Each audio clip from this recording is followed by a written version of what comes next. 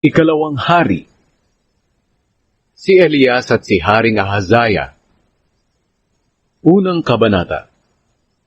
Nang mamatay si Ahab, nagrebelde ang Moab sa Israel. Isang araw, nahulog si Ahazaya mula sa bintanang may rehas sa itaas ng kwarto niya sa Samaria, at lubhas siyang napinsala. Kaya nagsugo siya ng mga mensahero kay Baal-zebub, ang Diyos ng Ekron, para magtanong kung gagaling pa siya sa pagkakabaldado niya. Samantala sinabi ng anghel ng Panginoon kay Elias na taga-Tisbe, "Salubungin mo ang mga mensahero ng hari ng Samaria at tanungin mo sila, bakit kayo pupunta kay Baal-zebub, ang Diyos ng Ekron? Wala na bang Diyos sa Israel?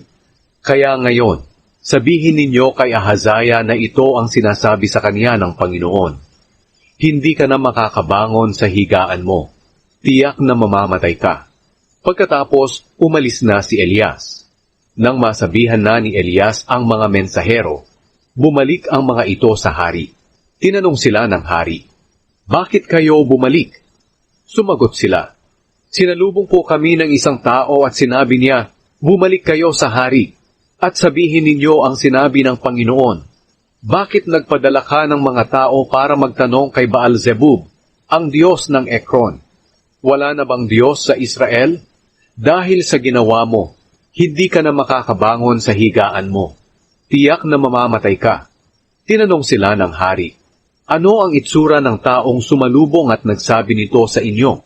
Sumagot sila, "Nakasuot po siya ng damit na yari sa balahibo ng hayop at nakasinturon na yari sa balat." Sinabi ng hari, "Si Elias iyon na taga-Tisbe." Pagkatapos, pinapunta ng hari ang isang opisyal, kasama ang 50 tauhan, para hulihin si Elias. Umakyat ang opisyal sa ibabaw ng burol, kung saan nakaupo si Elias, at sinabi niya, "Lingkod ng Diyos, sinabi ng hari na pumunta ka sa kanya." Sumagot si Elias sa opisyal, "Kung lingkod nga ako ng Diyos, umulan sana ng apoy mula sa langit, at sunugin ka, pati ang 50 tauhan mo." Dumating nga ang apoy, at nasunog ang opisyal, at ang 50 tauhan niya. Muling nagpadala ang hari ng isang opisyal, kasama ang 50 tauhan, para hulihin si Elias. Sinabi ng opisyal kay Elias, "Lingkod ng Diyos, sinabi ng hari na pumunta ka agad sa kanya." Sumagot si Elias, "Kung lingkod nga ako ng Diyos, umulan sana ng apoy mula sa langit at sunugin ka, pati ang 50 tauhan mo." Dumating nga ang apoy ng Diyos mula sa langit, at nasunog ang opisyal at ang 50 tauhan niya. Nagpadala ang hari ng ikatlong opisyal, kasama ang 50 tauhan. Pagdating ng opisyal kay Elias, lumuhod siya bilang paggalang, at nagmakaawa, "Lingkod ng Diyos, mahabag ka sa akin at sa mga tauhan ko. Huwag mo kaming patayin na iyong mga lingkod.